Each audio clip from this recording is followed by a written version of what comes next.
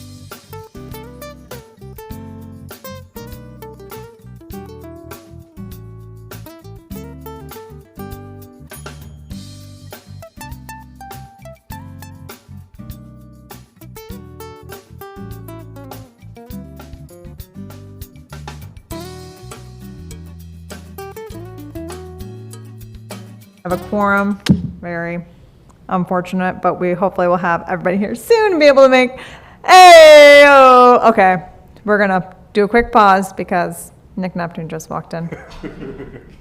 I don't know if the friendly people at RTN are already filming this. We didn't have a quorum yet, so I was providing explanation there. Okay. Now you do. So we are going to go ahead and call the meeting to order. And Paul, do you want to start with introductions? Sure. I'm Paul Neville, and I'm on the Outreach Committee. I'm Liz Hester. I guess I'm on the Outreach Committee. Dwight Otwell on the Bicycle Planning Committee. Mary Syme, the chair. Robert Parrish, I'm on the Pedestrian Subcommittee. Nick Neptune, Outreach Committee. Eric Lamb, city staff. Paul Black, City Staff. Fontaine Burris, city staff. Awesome. And do we have any public comment tonight? Oh, whoops, my bad. Jumping ahead, trying to get us out of here. Can we approve the minutes from the previous meeting? Looking at you, Paul. I'll move that we approve the minutes. Second. Yeah, I just meant because you're always so good at that. Awesome. So, we good there? Yes. And public comment? You need to vote. Sorry guys, I'm really trying to bust along. So we had a first and a second, so I just say, good? Ask for a vote. Sorry. Can I vote? Help me out. Aye. Aye. Okay, and I don't have to do the gavel. Sorry, I need like a Cliff Notes version or like being a chair for dummies. Take your time. Take a deep We breath. got it. Okay, Jonathan Stern. Take your time. Thank you for my coaching. Hello, I'm Jonathan Powell. I live at 1201 Trillium Circle, Apartment B, Raleigh, North Carolina, 27606. And I'm here on behalf of Oaks and Spokes. So first, I just wanted to give an update on the fact that we did Cranksgiving this past Sunday, where we rode out and collected food and toiletries for people in need in the Raleigh community. We gathered over 2,600 pounds of food and necessary supplies, so that went really well. Thanks everybody that could come out. I also just wanted to reiterate our support for a protected and connected network downtown. It's really important to be able to give people a safe way to get around the downtown area on a bicycle and feel comfortable that they're not in traffic. There are also two specific points that I would like to mention that are, I think we could put up like a bike lane in sign or something on Lake Boone Trail going down the hill and on Blue Ridge coming up to Western. Both of those are points where the bike lane ends, either going around a corner or down a hill, so you can't really see it's going to end, and it's a high-speed road. I think some sort of indication to let people know that that's the case would be great. And then also for the citric cycles, I've been loving them. One thing that I think would be great would be a sticker on them that tells you how to release the secondary lock.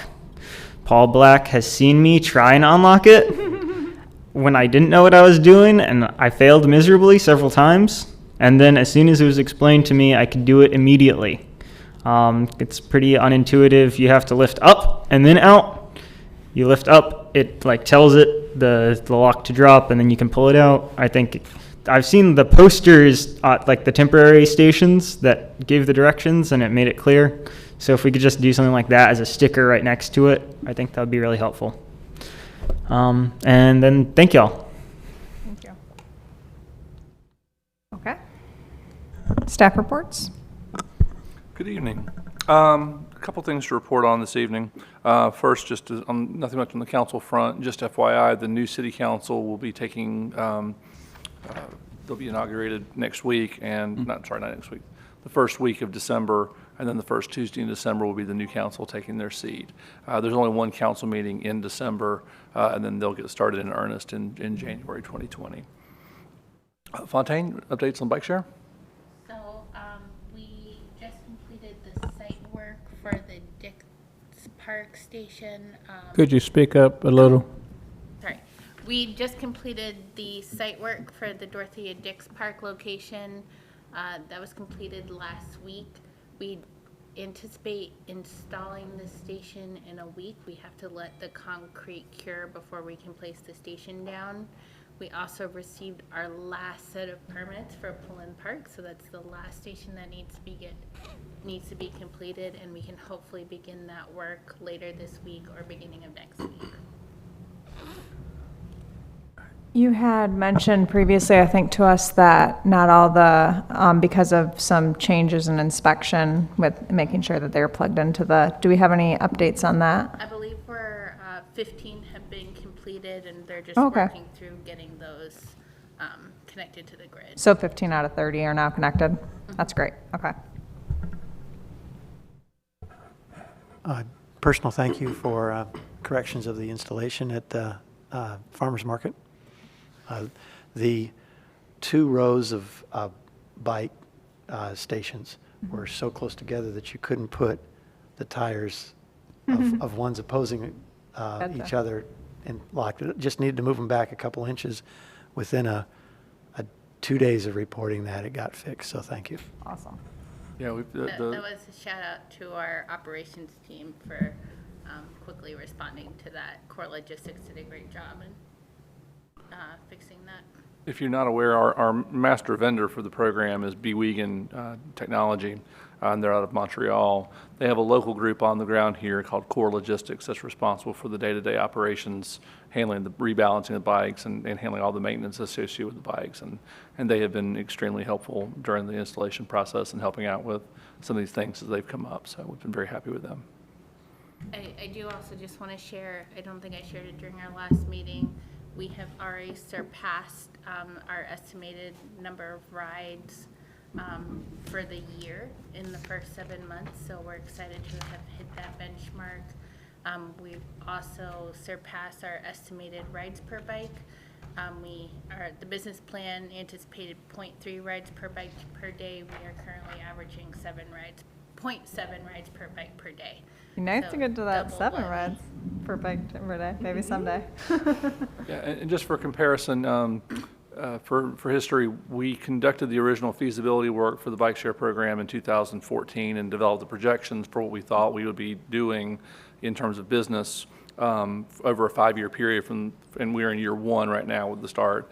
Not only have we exceeded our projections for how we would be operating in year 1 with 300 bikes, we're exceeding the projections for how we'd be operating in year 5 with 500 bikes. So when can we get more bikes? that's phase 2. So that's once we complete the process of installation, we have a series of steps we'll go through with NCDOT, since we're using about $1.6 million in federal CMAQ, Right. congestion mitigation and air quality funding was the majority of the funds that we utilized for the installation of the system. And so there's an accounting process we have to go through to close that out. Once we complete that process, we'll be then looking to our next step for implementation of phase 2. Now with phase 2, we don't anticipate using any type of federal funds. What we are talking about right now is actually a lot of public-private partnerships. We've been approached by a number of developers that are interested in having citric cycle stations located adjacent to or within their developments. And so that will likely be our next phase of rollout. Okay. And just to add, in terms of numbers, we actually have now surpassed the number of rides that Charlotte's Recycle system hit in their first year. That what? Sorry. That Charlotte V-Cycle, Oh, they had Not that we're competitive, but they had 30,800 rides in their first year. We are currently at 31,000. okay. That So included the DNC, right?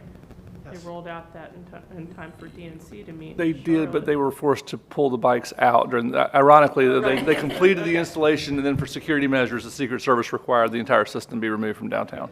Wonderful. Operation is fine. Okay, well, I didn't know if that was further skewing their numbers. We'll leave them alone. I'd love to get an update sometime in the future on phase 2 and the public-private partnership aspect and how the city plans on rolling out their own portions of investments, if y'all will be doing a few stations per year, or what that would look like, so that the public can understand and get excited about that as well. Very good, thank Cool. you. And then I'm happy to provide any updates on any of the projects. Things should start winding down soon, given the nature of the season. Typically, during the winter months, we have limitations on paving. We do have some activity right now with the Blunt Person corridor. I know the crews were out there today taking advantage of the warmer temperatures to get some of that final paving work down north of Edenton Street. So we anticipate that being done shortly, and the final paving, final marking going in associated with that project. But things will slow down on the construction front for other projects during the winter time. Right. Any questions about any of the projects? Can you remind us when Gorman Street's going to happen again? It's supposed to start in the spring. Okay. And in order to maintain the federal funds, it needs to be implemented by a certain date, or does the engineering just need to be completed, or? Actually, it was just, we had to get the construction authorization before the rescission, and that's happened. Okay, so now it's back to, I mean, do we have a clear date for In fact, when do the you know if construction will that's been occur? let? I'm not sure. But I know that even if it's let, the construction's not going to start till the temperature's Sure, going back of up. course. So we're looking at spring. We're still on track to be open by the end of the summer or early fall Okay, next year. so we're anticipating construction in the spring. Correct. Okay. Cool. Chair's report. I was able to join the, well, first I was able to go to the Bike Walk NC conference this month. And that was great. And there were some staff members there, and that was an opportunity to learn some more. Susan Hatchell was also present. I think she was the only other commissioner that was there. So that was a great opportunity to learn more about what's happening throughout the state. I also attended the pedestrian subcommittee via phone call and got to listen in on some of the great work that's happening there. So some really fruitful discussions that Elizabeth can provide an overview.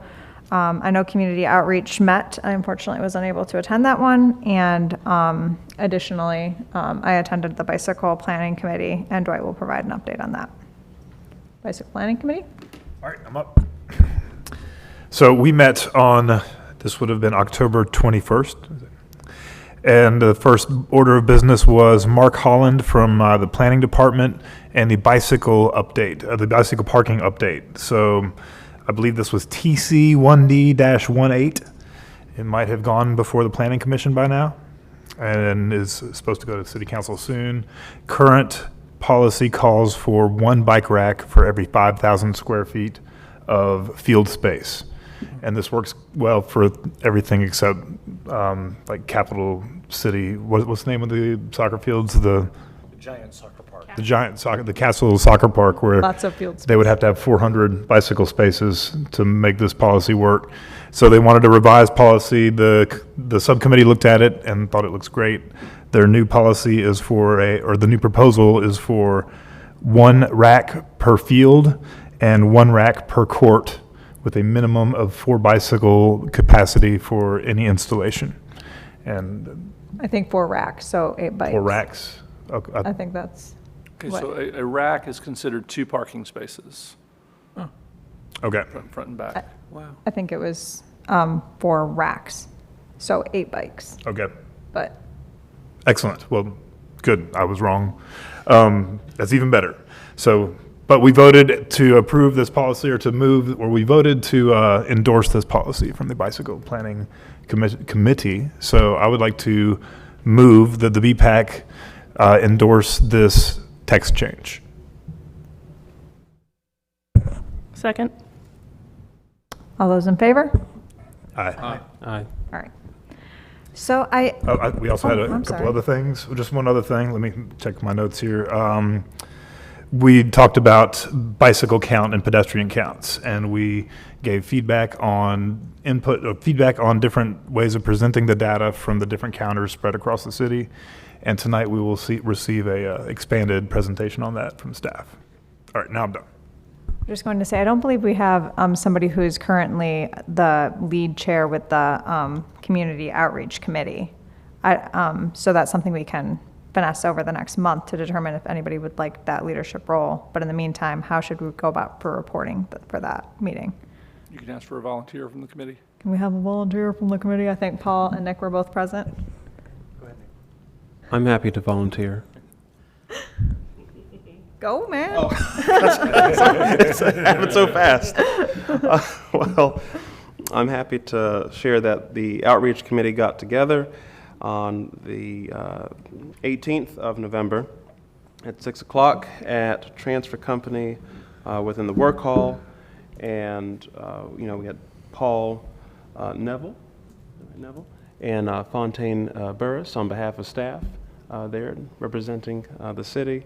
And it was, obviously it was given the few of us, we were able to kind of keep it nice and tight to get back home to our families. But it was a productive conversation insofar as, well, first of all, October was Walktober. So, the outreach committee, had a lot to certainly celebrate there. But I think we're obviously looking ahead, given the transition that's occurring with the sort of, I guess, leadership for the outreach crew. And so, that's something we discuss as far as reaffirming our sort of outreach work plan, which I think is publicly available for anybody who wants to kind of read through the 3 or 4 items there. And then, of course, we ended by suggesting and seeking to hear recommendations from those that were present and anybody else who would like to join the outreach committee. Recommendations as it relates to, based on the work plan, what sort of activities should we really jump into as we head into 2020? Obviously, December is a holiday month, and so we don't anticipate doing much more than spending time with families and at holiday parties, and then whatever little time is left over from that, we'll go to work, I guess. But bah humbug. So either way, we're excited. Quite frankly, we are very excited as an outreach committee about 2020 and taking on a robust agenda. So Looking buckle forward to up, it. everybody. All right. Sounds great. We're excited to hear from that. And Elizabeth for Pedestrian? Okay, we met last Thursday, and I'm not going to give much detail because I know that some of our items are on the agenda for tonight, but Paul gave us an overview of the implementation status of the 2012 pedestrian plan. We talked a little bit about how projects got on that list. We talked about the microgap projects, and we also talked briefly about what I'm going to get the name wrong, but I'm going to call the Parks Microgap project, which is an effort from the Parks Department to do the kind of like last, I'll say max quarter mile, probably last 100 feet that might connect from a public right-of-way into a park. You'll notice if you go to a lot of our parks that they're very car-oriented in terms of their approach. So looking at ways to get people safely from public sidewalks into the parks facilities, and the opportunity that gives us to use some kind of creative low-cost implementation strategies and try them out outside of the public right-of-way and see if they work, see if there's room for improvement, and hopefully use that as a pilot for rights-of-way in the future. So specifically thinking about flexi-post delineators and making pedestrian paths without having to like pour curb and gutter and sidewalk and all of that. So, but I think you'll be fascinated by what Paul has to tell us and the hard work they have been doing. Great. I have something to add as an addendum to her report. Well, we discussed that the Wake Federation of the Blind was interested in having a safety walk in this area to test the safety of crossing some of the nearby streets as relates to audible signals being installed. And we're wanting to move that to the springtime so that we can have enough time to get city officials involved. I mean, these guys really want to expand this. And, I mean, they love the idea. They believe in audible signals. Well, we kind of think that every place that needs one ought to have one. But I understand funding and all that. So we're going to work on contacting people, get a date probably in March or April to do this event.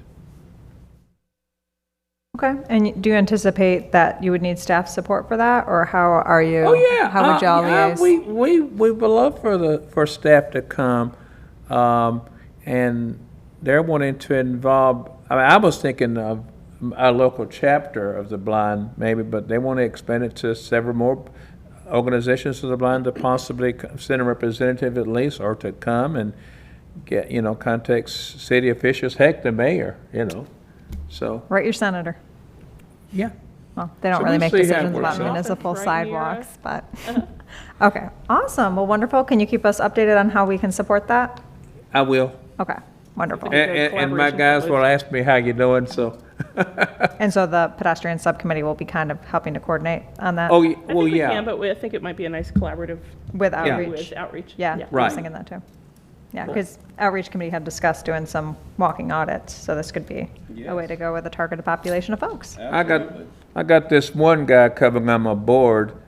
He's a lawyer and he's gonna hold my feet to the fire on All this, right. I'm sure. Look for all those liability concerns, huh? Okay. Well, yeah, probably. All right, keep moving along to the Paul Black Show. Paul, please Go, come Paul. down for chapter 1 of 4 on bicycle pedestrian count program. Can we get this screen on in front of us? Is that possible? Oh, goodness. Okay, absolutely. Thank you. So I'll wait a minute to see if we can cue it up.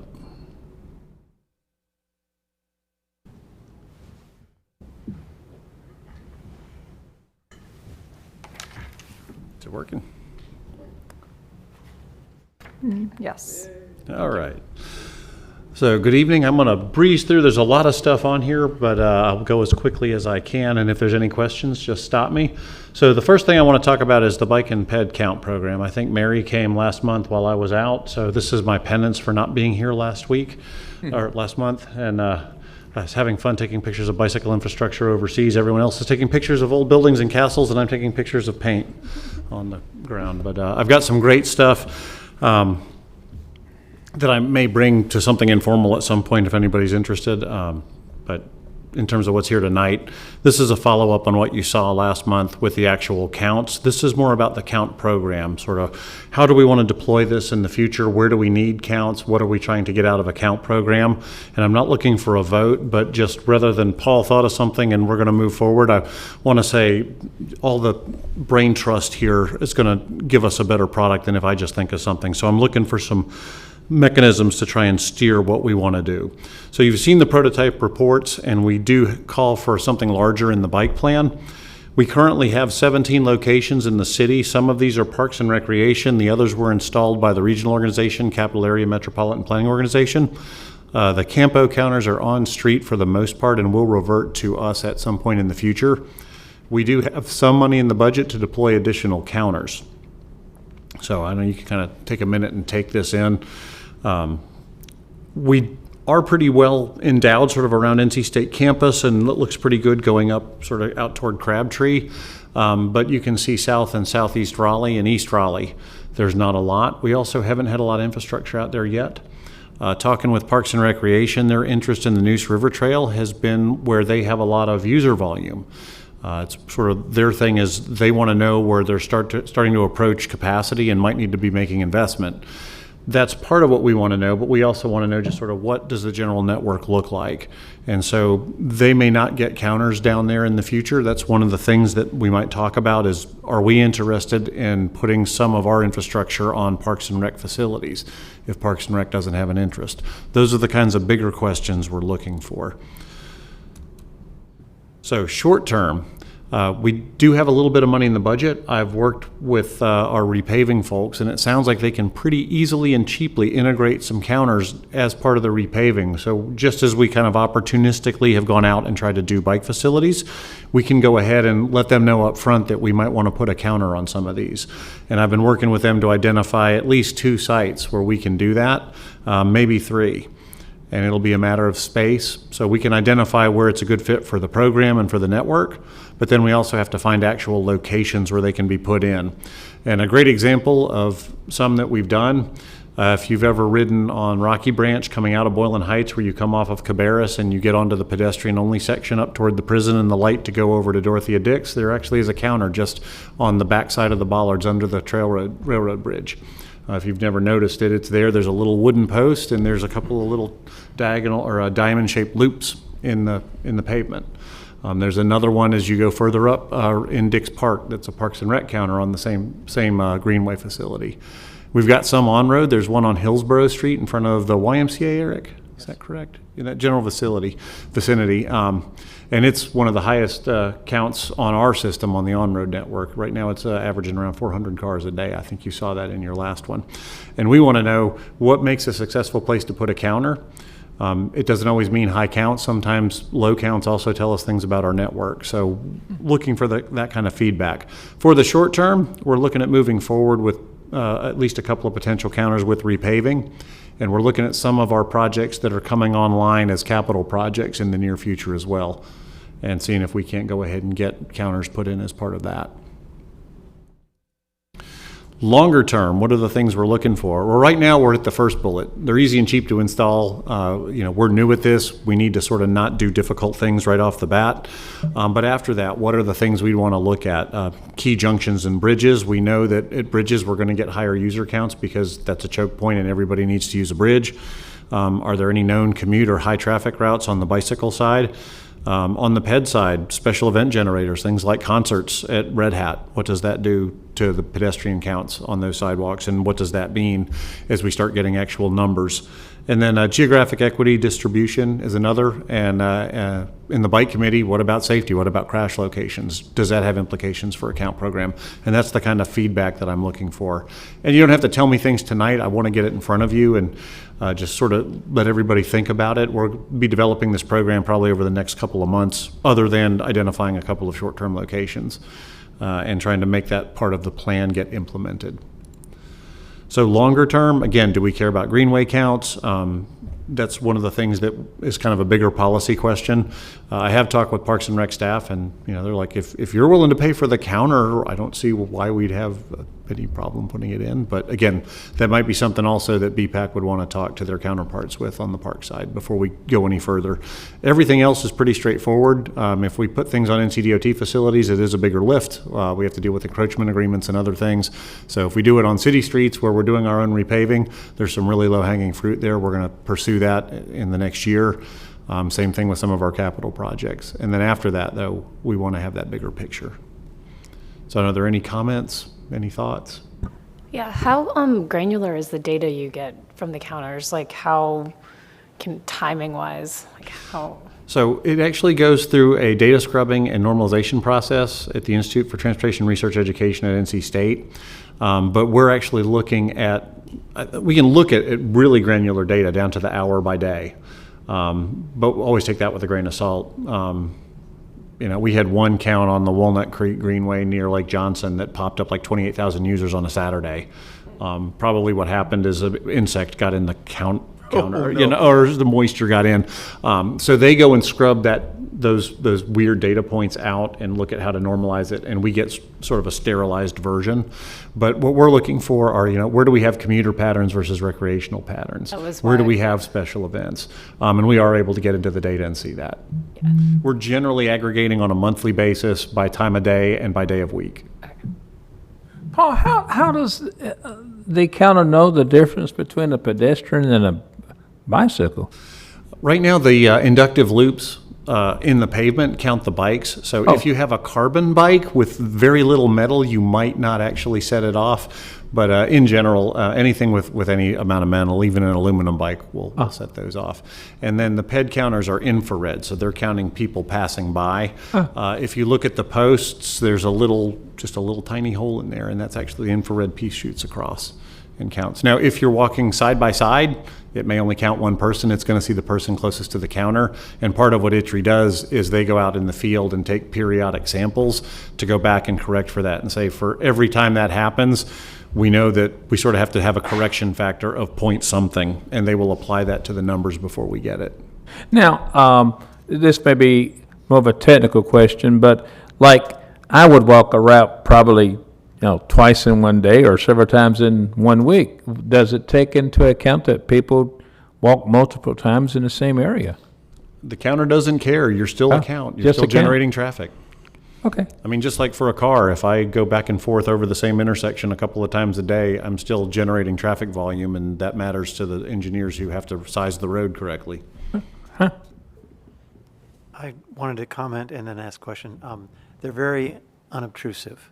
I like that. In fact, the one you were just talking about in Hillsborough, I rode by it yesterday, and I was like 20 feet past it when I said, I just went by it. So it's very non-obtrusive, and I like that because that hopefully doesn't impact the measuring process.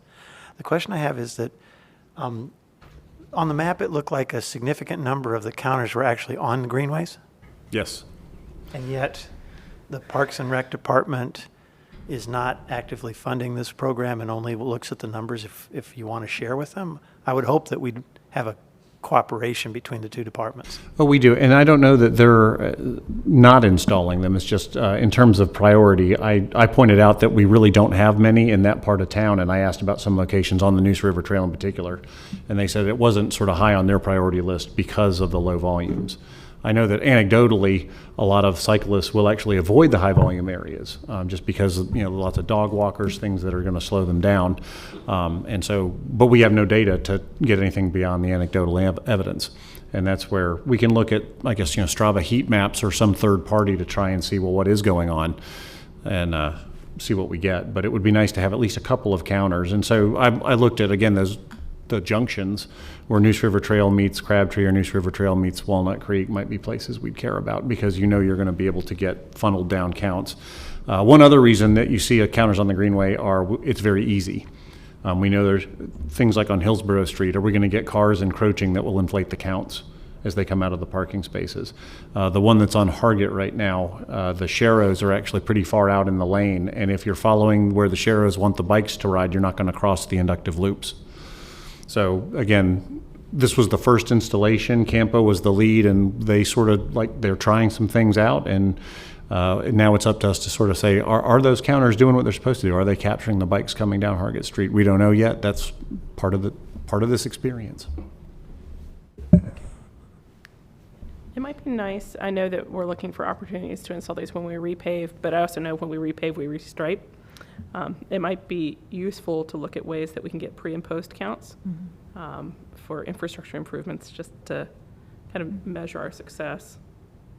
Yeah, Be able to ask for more money. we talked about that in bike committee, and there is the possibility of getting some temporary mobile counters that we could deploy for a couple of months in advance. Great. I was thinking even places where we see desire lines, we don't have sidewalks, especially if they're like post-mounted counters, we might be able to do counts on places with no infrastructure. Yep, and the difficulty there is always sighting. Sure. Especially if you have a lot of plate glass windows for the ped counters. Right. Good point. Does pedestrian safety factor into these counters? It can. That's why I'm here and asking for direction. I'm sorry, I did have one other comment. The intersection of Reedy Creek and House Creek at the Greenway Bridge over the Beltline. If you do not have plans for something in that area, I think it would be wise to consider that. Also to do a before and after check as the construction starts on the freeway. That may, I believe, will impact some of the probably the Reedy Creek Trail. Yeah, so there is a counter now on the Art Museum side. Okay, thank you. And just to let you know, there's no anticipation that the pedestrian bridge there is going to have any type of closures associated with the construction project. Understood, although I think some of the Reedy Creek, the House Creek Trail through Meredith, or is that Reedy Creek through Meredith? That's Reedy Creek.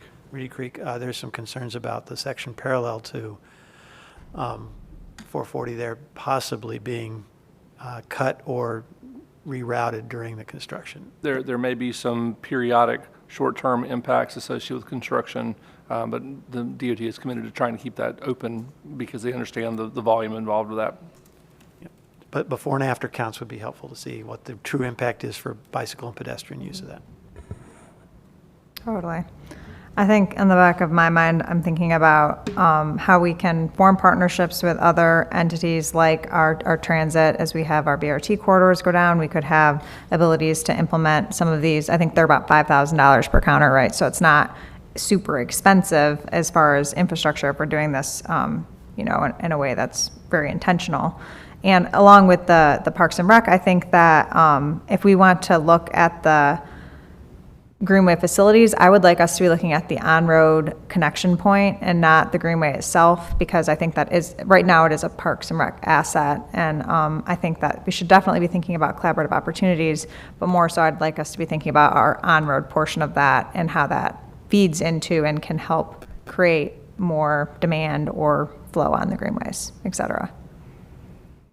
Other thoughts? Another thought about future locations. I can't remember if it was the bike plan or the ped plan did some really interesting heat mapping in terms of car ownership and household income, and also looking at crash locations. And as we know, our lists are hundreds of projects long, and our city is changing rapidly. And so if you were to redo those heat maps, they would change, right? Our poverty has shifted, our needs have shifted.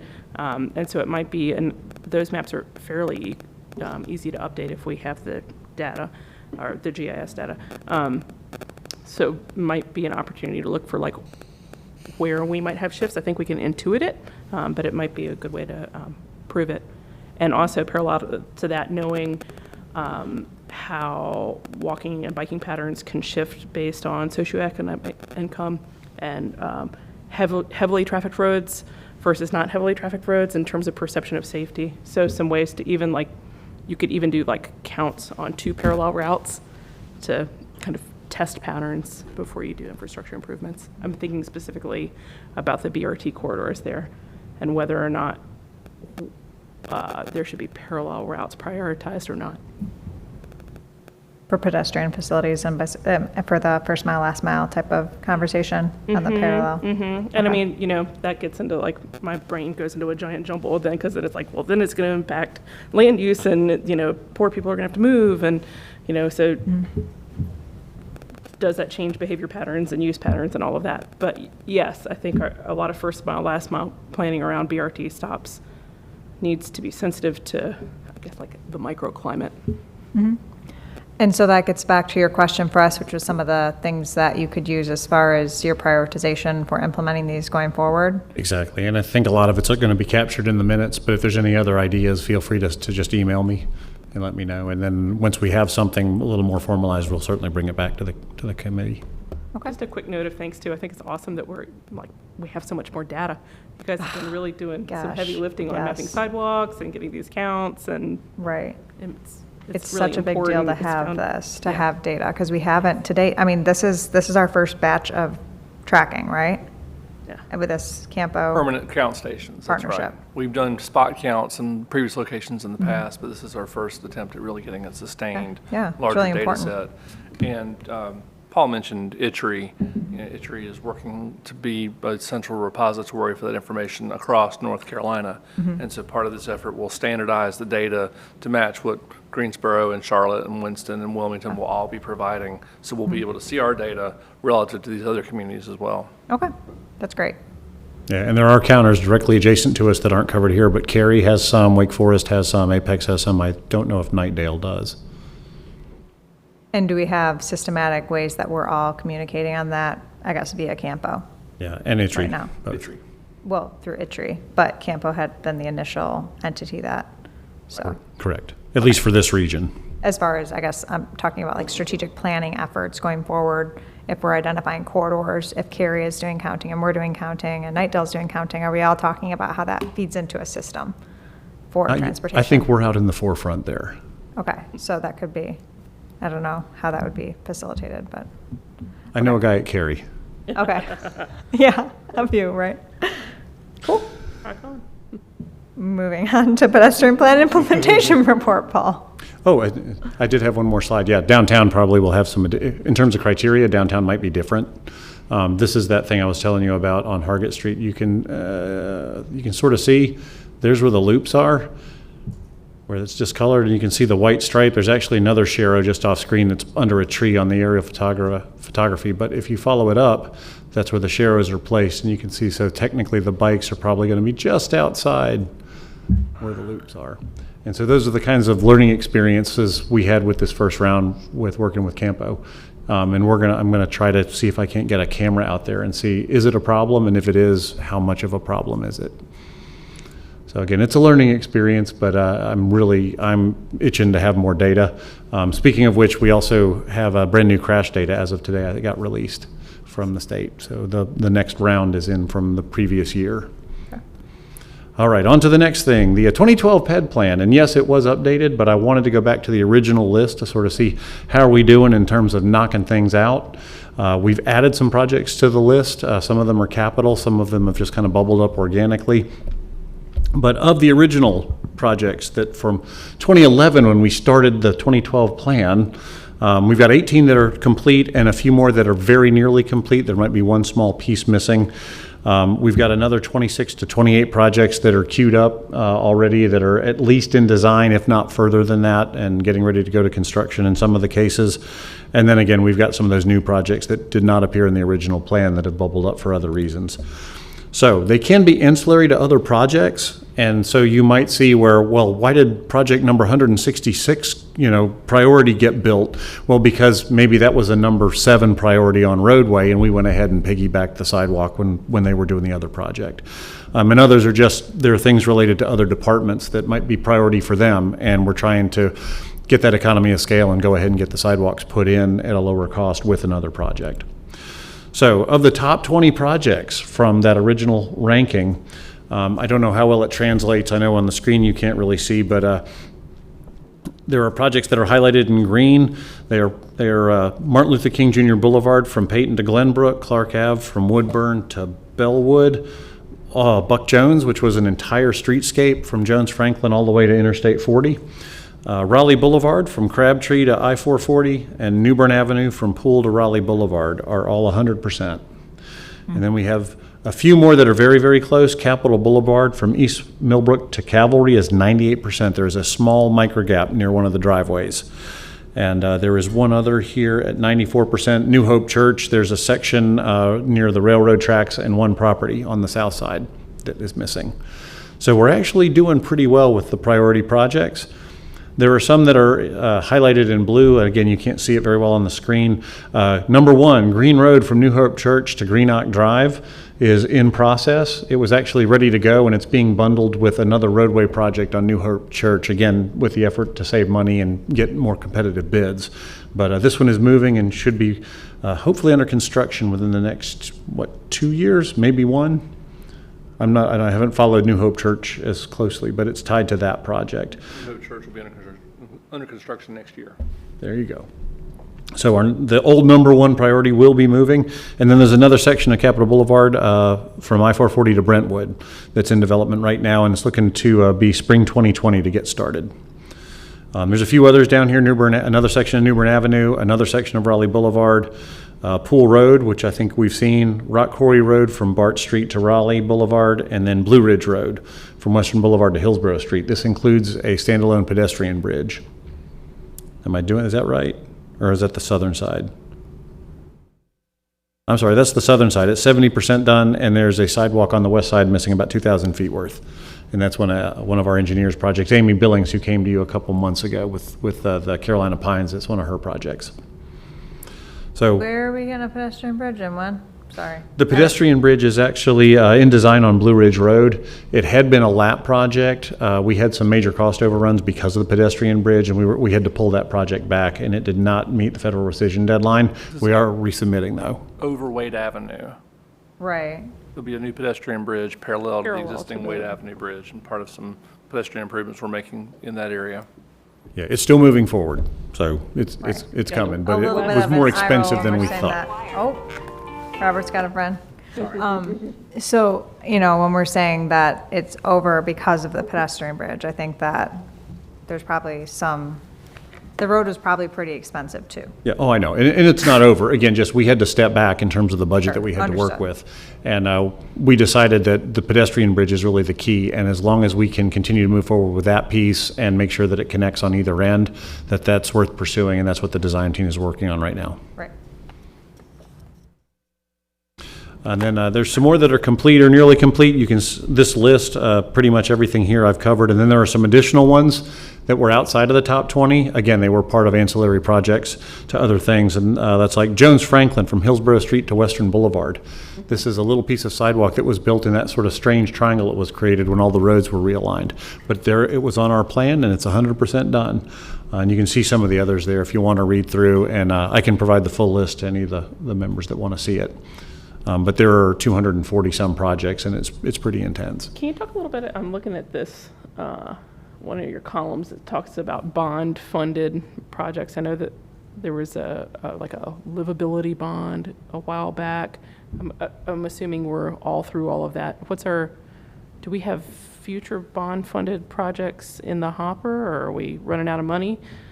So we've done 3 transportation bond issuances since 2011. The one you're referring to is in 2011. That was Yeah, a $40 it's all million, spent out, yeah. kind of a minor bond package, and some of those projects are still in process. And that was interesting because it was like a citywide, all the little projects were smushed together instead of it being like associated with widenings, right? Right. Cool. That's exactly right. And then in 2013, we did a $75 million bond. And then most recently in 2017, we did a $206 million bond. And from that bond specifically, we had a very substantial allocation for sidewalks of all different types of shapes and forms. Major capital construction, safe routes to schools, small area plan implementation. So we have set aside more money in the last few years, last 3 years for sidewalk construction than we had in the last 20 combined. Great. Yeah, so that's one of the reasons why in that list we have such a big number of almost 30 projects that are going to be done by 2023. That's the net effect of all those bond monies being spent. And so the next bond will have another glut. Yeah, and so a lot of those projects in the 2017 bond, those are the ones that you're seeing come before you, and they're getting ready to go. Right. Because So that would be, it's like a 6 years, which seems like pretty standard. Like your burn rate on a bond could be 5 to 10 years sometimes. Yeah, we had originally programmed spending down all of this last bond within a 4-year period. Okay. Looks like it's going to be probably around 5 in reality for some of the projects. So the question is, do we do our next transportation bond in 2021 or 2022? Gotcha. It's up for discussion. Cool. So moving along, this is the list of new projects that have popped up since the original plan. Some of them were folded in when we did the update, and there's a few that have come up just because there's an ancillary project. It's in the capital budget, it's being built, and so we wanted to go ahead and just get it noted in the list. And so a good example of that is Jaguar Park Drive, which is at Athens Drive High School. It's going to link the Thomas Crowner Woodland Center and some of the stadium down near Athens Drive. Again, that wasn't something on our radar during the plan, but it is being built with capital funds, and we want to go ahead and just make sure that it's accounted for in the plan. I'll leave it up a minute so folks can look at it. But again, I can send the list to anybody that's interested. So one thing we discussed in the pedestrian committee was how things get added to this list, and I made a plea, and I'd like to make it again today, that we figure out some way to work with shifting poverty and shifting of the location of support services to make sure that we know that they are choosing land and facilities that is cheaper, and increasingly that is in places that are not pedestrian friendly or bicycle friendly or sometimes even transit friendly. And so how can we be in cooperation with those groups and with the county Health and Human Services to at least make sure they're on our list, make sure it's on our radar. I went to Families Together this weekend for their kind of ribbon cutting, and a wonderful organization doing wonderful work keeping families out of homelessness. And they were in a part of the city not far from here that doesn't have sidewalks or bike lanes or curb and gutter or paved roads. Wow. More and more folks are ending up in places like this because it's where the land is cheap. And Just didn't even know that there were like not paved roads in the municipal. yeah, Plainview, just out New Bern, just outside the Beltline. It's where there are a lot of hotels where you'll have people living in lieu of Right. permanent housing. So, just making sure that these places are on our radar. So do we have a way to capture that? We don't. And this is a perennial problem. These agencies that are serving these populations locate in places that are adverse for their populations on occasion.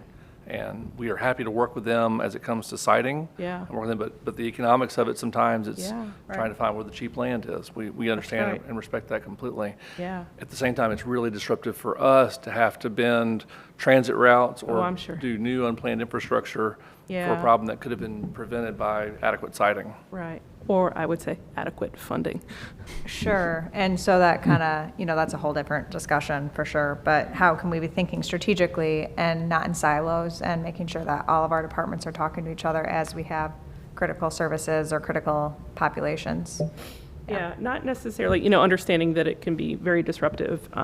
So not prescribing what the solution is, just advocating for an understanding of the problem, because it is going to get worse. That's a good way to put it. Yep, and remember, this is only one of many programs. Oh, sure. Which is a segue into the second part of this, the microgap program. So I think this is bullet number 3 or item number 3 under the new business. So we're halfway through the Paul Black Show here. We'll try to keep We're moving. doing it so far, Paul, it's all good. I should have brought my popcorn. So the microgap is not specifically in the plan, but it was authorized in the budget by City Council, and that's kind of the authorizing legislation, if you will. I think the plan does sort of call for holistically dealing with things at the policy level, but there are not specific projects called out. So it's not a static list. That was our thinking when we kicked this off, but what we're finding is that more and more, a place where there might have been a 600-foot gap, 400 feet of it gets filled in by new development, and now I have a 200-foot piece that actually does qualify for the microgap program. We're seeing this pop up. On the other hand, occasionally a piece will get built by development, and I'm able to take it off the list. That's maybe not as common as I would like, but it does happen. The other piece is we sat down with a group of city departments to try to talk through how we can get things unstuck. And one piece that came out of it is we had been sort of somewhat under the radar for stormwater with this program. And part of that meeting was, that's a state law that's administered by the city and enforced by the city. And so with our standard sidewalk width, any sidewalk that's over about 35 feet is going to trigger that state requirement to get stormwater credits or do some kind of stormwater mitigation. That is going to make the program a little more difficult to implement, a little more costly, but again, it's not a showstopper, it's just now we have to step back and think about some things. So we did manage to find there are 4 that have been completed since the program's been developed. Patriot Ridge and Landshire View, I don't have anything tying them to a city action, so we assume that they were done by development. And then Jacqueline Lane, which actually has 3 separate microgaps along its length. One of them got built through the power easement, and then Frank Street, which was also built by the city. We also discovered 3 projects in the list that were not qualified, and we referred those to the petition program, which we're not going to talk about tonight. But it is the 3rd program that's out there. Remaining identified microgaps, 105. It's actually 106 as of today. Jason found one more for me. And they continue to come in.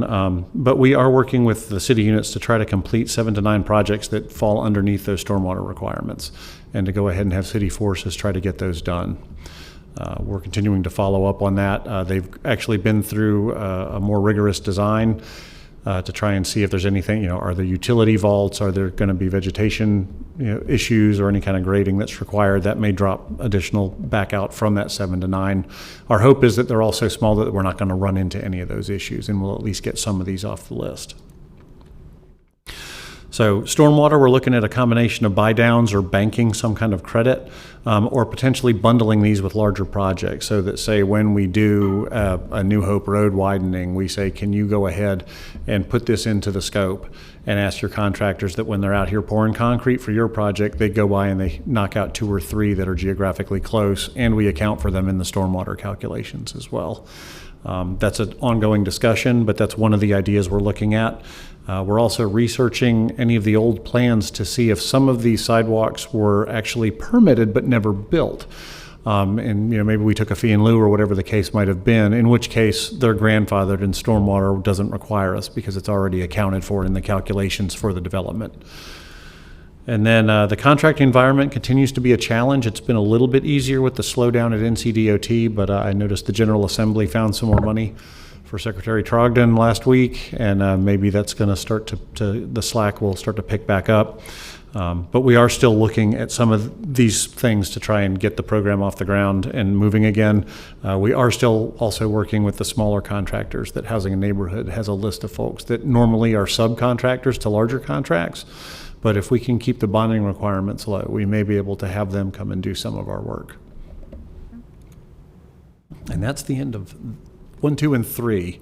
Could I ask a So- question about the Yes. the microgap? You said it was authorized by City Council. Was there funding appropriated with that? Yes. Okay, and there's currently how many on the list? A total of 100 and some? 106. 106, okay, thank you. And again, just as a reminder, micro gaps are, we lovingly call them stupid spots. They're locations where the sidewalk runs are typically less than 300 feet. They're very short segments where there's clearly a sidewalk that starts and stops. In some cases, the gaps are as small as 30 feet. It may have been disrupted by utility contractor installation.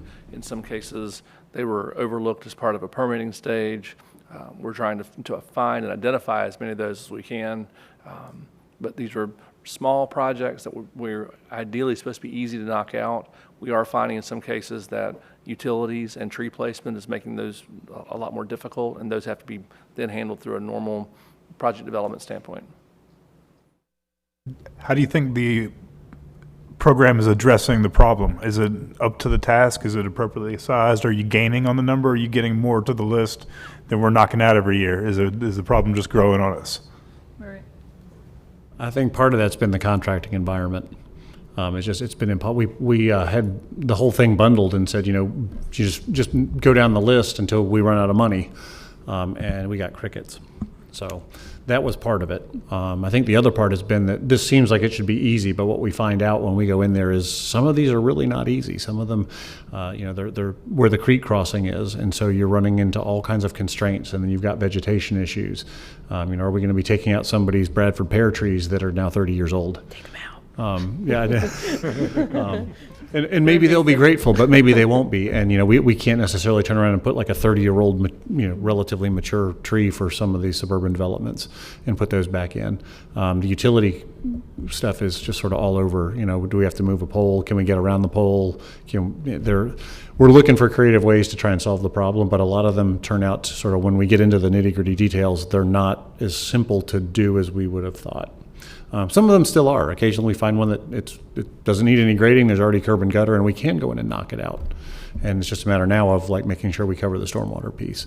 But what we're finding is those are not as much the rule as we had hoped. Hey, Paul, can you mention what you told us about how development sometimes creates new micro gaps? I thought that was interesting. That was, in fact, we had one over off, I think it was Watauga Street over near Oakwood. A new apartment complex townhouse development went in and replaced the old kind of duplex, quadruplex thing that had been there before. And as part of that, they brought their street frontage up to standard, and they built about 400 feet of sidewalk on a block that was 600 feet long. And so now we have a 200-foot micro gap, where it used to be 600 feet long and would have been a petition program. So by shrinking the gap that's left, it was able to jump from one program into the other. Right. So is there a way for us, as we're seeing development come online, to assess how they could fill? I mean, I know that plot, so that would have been, you would have had to work with like a resident on the corner there to fill that micro gap in. So it wouldn't have been there's one landowner and it's one lot. Right. So, in those types of instances, it's not feasible then to work with the developer to say, could they pay for that sidewalk to go in and just get the, Do off-site improvements. no? I mean, unless required. It's Okay, it's difficult. okay, I mean, you could ask. sure. Because it seems like it would be lower cost to do it then too. Yeah, well, they'd have a Could ask contractor to and a share the truck. contractor, sure. but- Like if the city paid for it and then the Right. private developer built it.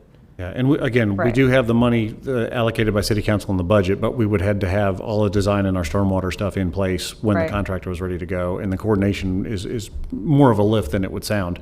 But Right. could we make it work? I mean, theoretically, yes. Because I guess where I'm trying to understand more is we do development site plan reviews as far as making sure they're in compliance with different, and that would only trigger in certain portions of, I don't think this was probably too residential of an application, I guess, or would we still provide review of like how Jason looks at making sure that they have certain things on spec in accordance with our guidelines? Yeah, really, at this point, it would be if Jason caught it, then we might have a chance to get in and do something. Okay. I mean, But again, their it is building a site- completely code compliant. They're doing the entirety of their sidewalk Oh, totally. adjacent to Yeah. their development. It would be more that opportunistically, if we could take advantage of their contractor being on site, and that's really the only sort of in that we would have. Or just trying to think of like creative public-private partnerships as far as like we know that this land is being, if we know where our microgaps are and we know that there's being development done, or we know development will create a new microgap, like looking at a block basis. Yeah, we do that on a frequent basis with development plans. If there's a situation where developer's developing X frontage and there's a small gap, we usually work with that developer to do an off-site improvement, and they're eligible for reimbursement for that. So Okay. we do that on a regular basis. Okay, Yeah, so that's out there. Now, how big that is and Sure. how we make that work, sure. it's not as straightforward as it might be, but we'll make it work. It sounds like y'all are doing a good job with the constraints that you currently have. It seems like you've thought through a lot of the things that. Yeah, that's I mean, great. so I'm happy with how this program seems to be moving forward. And the bottom line from the implementation standpoint has to do with the contractor environment and the fact that Right. these are small contracts or Right. small projects, and the mobilization that's required to do each one. It's just, Wake County is so popular right now, and the capacity of the workforce to absorb small contracts, it's just, Sure. we're having a difficult time with that. What about the, I understand that they use federal funding, so it might be complicated, but I'm assuming you guys have already talked to the folks that are doing Go Raleigh. Their little Microgap stubs program. of. The pads. They're making microgaps, but they're also like laying short runs of sidewalk. Yeah, There's and some actually doing contractor out there. pads for a lot of their shelters. Yeah, and I've so actually somebody's been out working. there doing concrete form work. Yeah, I've been working with their staff to see if there's a way that, if nothing else, could we bundle, Right. some of their stuff with our stuff and maybe make a bigger, More catch appealing for pot. the contractor. Groovy. And there's nothing advantageous to bringing this in-house, is it, to having a construction crew that the city manages and implements? It's mostly capacity, is my understanding, is again, they're stretched thin like all the other city departments. Okay, just something to think about. If it's a hurdle we're consistently going to be facing, if we could train folks to stir concrete and. Now, we are working with them to try and knock out the ones that are the 35 feet and under. We are actually going to go ahead and try and work with the city crews to try and make those happen. Okay. Any other questions or thoughts? All right, last one of the night. Let's do it. All right. So I'm calling this the North-South Greenway Connector, formerly West Street, formerly Harrington Street potentially, depending on sort of what we hear back tonight. But we've developed a number of, number of alternatives to look at. So the current concept is a two-way cycle track that's bollard protected on the east side of Harrington Street. And that's what's pictured here. We started to do a list of sort of what are the pros and cons as we're doing an alternative analysis, not just of, Harrington Street, but really more about like what's the proper facility given all of the activities on the corridor and some of the traffic issues that we've got. We started out just saying a two-way cycle track, and we never really stepped back and said, is that the right facility? So we've done a number of different scenarios where we looked at things, and one is just, what if we made it parking protected too? What if we flip the parking? What happens? It does feel more protected to the bikes, but it does create some visibility issues because we do have a lot of turns and driveway cuts, especially where you've got high volume driveway cuts into parking garages. This could be problematic if it's not executed well. We looked at the NACTO guidance, and it did change since we first started this conversation around West Street, which was 3 years ago now. I know there was an open house when I was still at the Capillary MPO, so I know it's at least more than a year and a half. But one of the big changes was that to save parking on one side was one of the reasons you would do a two-way, and they've actually taken that out of the guidance. So these are all of the bullets. It's kind of text-heavy as a slide. But as I sat down with the two-way cycle track, I said, I really can't check any of these with a lot of confidence, and there's some that I flat out, it's not the right facility, the top one being on streets with few conflicts, such as driveways or cross streets on one side of the street. And we have lots of conflicts and driveways all over the place, and that was sort of one of the red flags to say maybe we should consider some other things. So looking at it, this would be the traditional one-way on each side, separated with bollards. The downside here is, yes, it would take all of the on-street parking and loading zones. We know that would probably be an issue for folks on the corridor. But we wanted to go ahead and say, as a starting point, this is something we looked at, and these are the pros and the cons. Well, what if we took it and we split it between two streets? and that spreads out that pain in terms of loading zones and parking so that no one street's going to lose all of it. This seems to work pretty well, and we really end up saving quite a bit of money at signals and at the railroad. And we also end up saving time in terms of implementation because we don't have those hoops to jump through. So if we are still looking for a sort of quick and easy install, we do really gain a lot by coming back to these one-way. And that works for both this one and the previous one. Again, it gets us out of those issues with the signals and with the railroad. And then we did the same thing and we just flipped it and we said, go northbound on one street and southbound on the other. This works well on Harrington Street, particularly up where Johnson Street now comes in as the off-ramp for Capitol Boulevard with a right slip lane. It does help us when we get up into the northern part of the corridor. Other than that, I think either one seems to be fine. And then we could even do this, but again, bring the parking over and make them parking protected. We'd still have the same visibility issue either way. But these are some of the alternative concepts that we're going to be rolling out. We do have an open house, so same pros and cons on that. One of the biggest things for us, I know that West Street, the BRT was one of the issues with the potential north-south BRT using West Street. By going down to one, there's still enough room to fit BRT and a bike lane and potentially at least a one-way for cars if BRT chose to go there. We can also thread the needle in the block around Jones Street where the tracks cross. On Harrington Street, we go down to about 36 feet in one area, and on West Street, we actually go down to about 31, and we can still thread that needle. But our next steps, we're going to present at the Oaks and Spokes Board tomorrow night. They're going to see this exact same presentation. We've got some individual stakeholder meetings going on. I know we've scheduled with Exploris Middle School to talk about their carpool line and sort of what these different proposals might do to their carpool issues. We're going to continue to set up some others with some of the merchants and some of the homeowner condo associations in the corridor. And all of that hopefully will happen before we do the big open house. That will be January 6th at the Dillon Building on the 9th floor in their lobby from 4 to 6. So go ahead and mark your calendars if you are interested. And we'll hear back. So in terms of the remaining timeline, I only went to there. Those are the only hard dates. Depending on what we hear at the open house, ideally, we want to be able to pick an alternative that we're going to take forward and do the full design for. And we'll bring that back for one final check from the community, shooting ideally for the spring if we pick an easy alternative. If we pick one that has a lot more design or signal work, it may take a little longer. If we find something that is relatively quick to do, we are hoping to do an implementation by the end of the building season when we can still lay down paint. That would get us into September of 2020. If we do something that is going to require a lot of work with the signals, it might actually push it out a year just to get all of that taken care of, all of the signal plans, and the additional cost and the actual installation of the signals would take some time. Now, the corridor you're referring to is all the way from the Union Station on these two streets all the way up to Peace? Ideally, yes. Okay. So that Can you pull up doesn't... a map too, maybe? Would that be helpful to look at a map? I just want to make sure that was the entire corridor, because we'd had some places where it was broken up, and at one Right. time we were talking about the railroad track Right. causing a barrier, but if we're talking all the way from Peace Street down to Union Station, I just want to make sure that that's Yeah. what we're discussing. We want, first of all, I want to be very candid that we recognize that this is, again, a significant shift in strategy from what we originally had broached for the corridors. We started West Street looking at two-way cycle track. Because of design issues, we shifted to Harrington Street as a two-way cycle track. As we're looking at this, looking at the guidance from NACDO, recognizing that we're maybe trying to push a square peg into a round hole and stepping back, looking at the alternative that Paul's put forward in terms of looking at one-way bike facilities on both streets.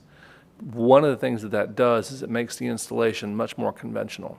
A bollarded, buffered bike lane fits very well into that footprint and replaces the on-street parking virtually one-to-one. But also, the key thing is there's no modifications to the traffic signals required in those scenarios, and there's no modifications required to the railroad crossings. So where we were looking at a first phase of implementation before being fairly limited within a few blocks, now suddenly we don't have that physical constraint. We can extend a lot more as part of our first phase of implementation. Really Now, the exciting. one trade-off we'll have to work through is that there are a couple locations that we'll have to look at loading zones. And that is something that we may have to have some give and take on how we design loading zones and how often that could create an obstruction or not. But that's the one area we know is a significant conflict. And for a couple of the buildings, for example, like the Metropolitan, it was designed to have its loading zone in front of its service elevators on the east side of Harrington Street. So if we choose to do a bike lane on that section, we'll have to see if we can experiment with allowing that loading zone to coexist. This has been done in other cities. It's the type of thing that we'll have to try and see how that works. But those are the types of give and take that we'll have to work through. Yeah, and part of the learning experience was actually the pop-up. I know working with the engineers, when we had, so it was on the east side of Harrington Street. So if somebody is southbound and they want to go west over to Union Station, when they go to turn right, they would be on the wrong side of the stop control to turn right out of the cycle track to go west. I don't know if you can picture that in your head, but if I'm headed southbound, when I go to make a right turn, the oncoming traffic is on the other side of the intersection over there. There's nothing that would alert a driver to say, hey, look for a stopped bike across the travel lane here. And we started working through, well, how would we do that? And it ended up being sort of a Copenhagen right as opposed to a Copenhagen left. So we'd take the bikes across the street, we'd have to put a stop box out in front of the stop bar, and then they would be on the wrong side of the street to proceed. So we'd have to have a two-way cycle track to receive them. If there's a one-way cycle track or just a regular bike lane, we couldn't get our heads around sort of how to make that work in terms of a waiting space for the bikes at the stops. So that was one of the things that sort of got us looking at, well, what are the alternatives? Because there are a lot of destinations on the corridor, and the bikes maybe don't want to go all the way through. They want to dump out at all points along the corridor. How do we accommodate that, and how do we do it safely? I'm sure we could figure it out. We have really smart engineers that work for us, but yeah, it would be a challenge, and it would be very awkward, and we'd have to do a lot of education for the cycling public. Yeah, I mean, I can say, first of all, thank you so much, Paul, for presenting on this and continuing to move it forward. I know it's a testament to how many wrinkles there are in our downtown urban fabric when we initially thought West Street and then we thought Harrington Street, and it's been a really good learning experience, I think, for us because we know we need additional protective facilities for people to feel safe and to get out of their cars. So I'm excited about the ability to have a true corridor, which we did not have before. And that was giving, I think, folks heartburn because we want to be able to demonstrate success and we want to be able to show that when you do connect destinations, you do see people feeling comfortable and desiring to not always take the car for a trip. I think the things that come to mind with this, yes, loading zones are something we're, of course, going to have to be thinking about in the context of our urban environment, but also having to think about if it's a blocked bike lane, especially once they have bollards there to kind of, it might be real tricky for that cyclist and put them in a really susceptible and dangerous situation where they have to go out with very limited sight distance. And I have concerns about that. And let's continue those conversations and let's try to figure out a way that other communities have been doing these facilities for a very long time, and there are some best practices that have been identified, and I don't think parking in the bike lane is that best practice. Yeah, I had this conversation when I was up in Toronto recently, and they had a situation where on one of their cycle tracks, they had a parking lane, area that was allowed to overlap for loading. And they're just now to the point of taking it out, but it's also to the point where they had over 200 conflicts per day. We don't have anything in Raleigh that approaches that level here, so that's good. Yeah, of course. And yeah, let's just try not to be putting people in situations where they're all already vulnerable road users, and we don't want to make them more vulnerable. So let's try to limit those conflicts and talk about removing them completely when feasible. I mean, good news, bad news. These new buildings all have dedicated loading docks. Multiple. This may be just Giant loading docks. total aside, but do these plans include improvements to the railroad track crossings? Because they're pretty bad on those streets. I ride there a lot. So if we're doing this would be just paint, okay? There are conversations about looking at improvements to railroad crossings across the city in general. Yeah, I mean, I can name 10 now that could use some help, but, especially if you're talking, though, about people who don't normally ride, there are big gaps in those two particular roads. It's just something to keep in mind. There may need to be some private fundraising or something to get, I don't even know if you can fix a railroad track not owned by the city, but. Some tactical. I'm guessing no by the laughter. Sorry, I'm new, but it is actually an issue though for like, It's an issue for peds and wheelchairs and. for sure, yeah. Or they're really bumpy. Anything that's not in a car. Yeah, but I'm just thinking, like, if Yeah. you're specifically encouraging people to ride on these roads in particular, those tracks are, Yeah, Not I ride great. across them too. They're- yeah. Okay, so you feel me. But, Yeah, there are some that are worse, believe it or not. But again, if this is a high volume, it's something and again, that's where if we get a facility in and we get counters and we can demonstrate that the volumes are there, it sort of helps make a case that, okay, we do need to follow up. So hopefully it's a good problem to have, we hope, and one that's solvable.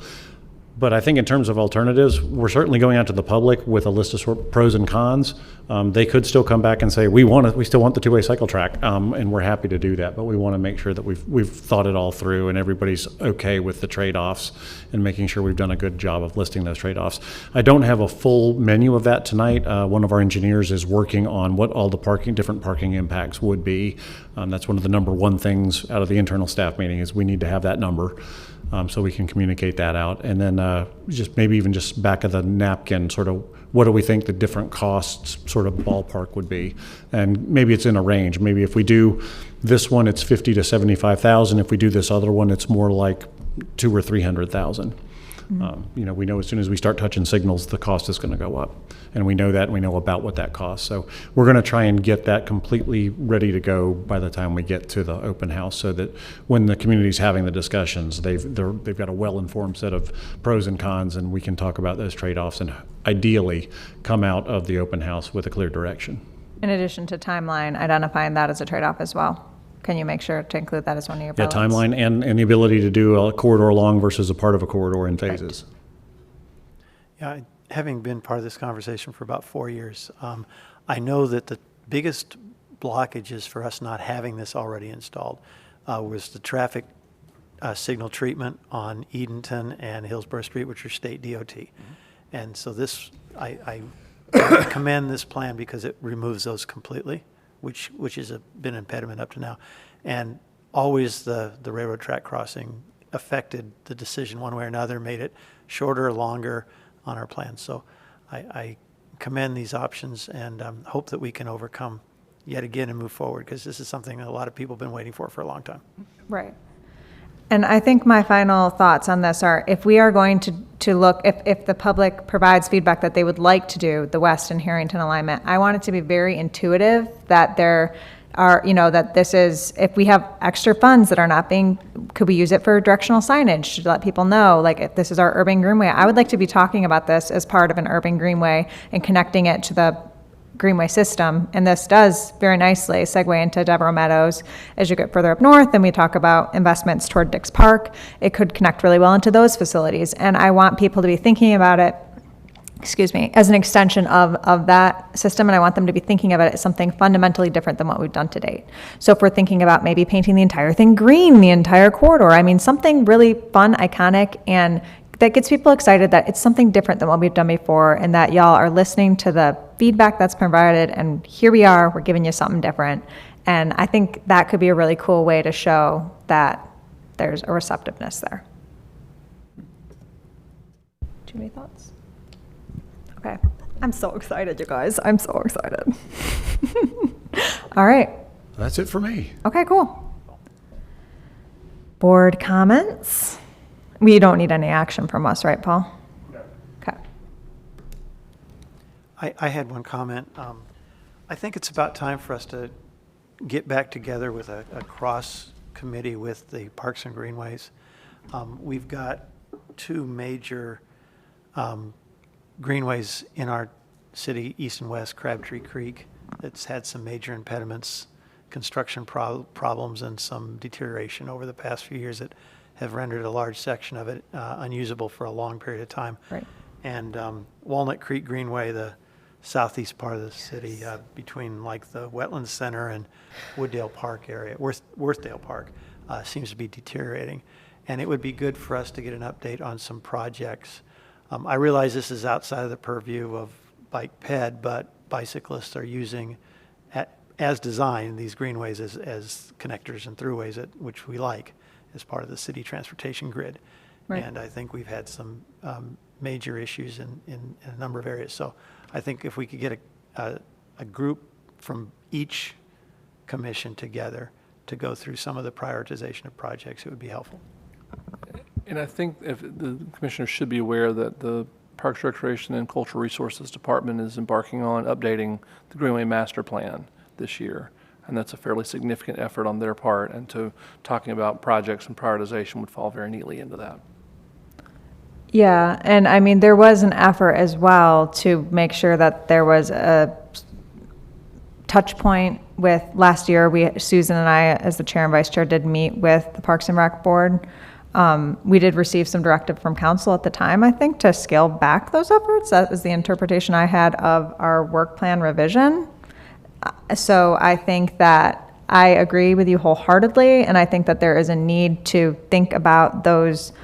Obviously, folks are using these systems as a network, and we need to be treating it as so. So I think that we need to kind of understand that conversation on a meta level as a council-led directive to our commission, and then understand how we can feed into the process with the Greenway Master Planning process, and understanding where those synergies can be met, because I think it's critical as well. Do we have a seat on the advisory committee for that Greenway Master Plan? Have they?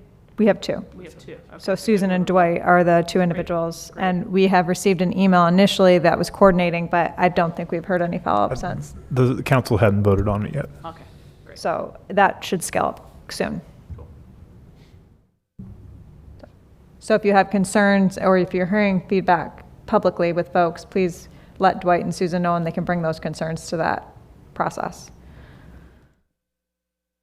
Any other board comments? Okay, I think I'm good. Announcements? Can I make an announcement?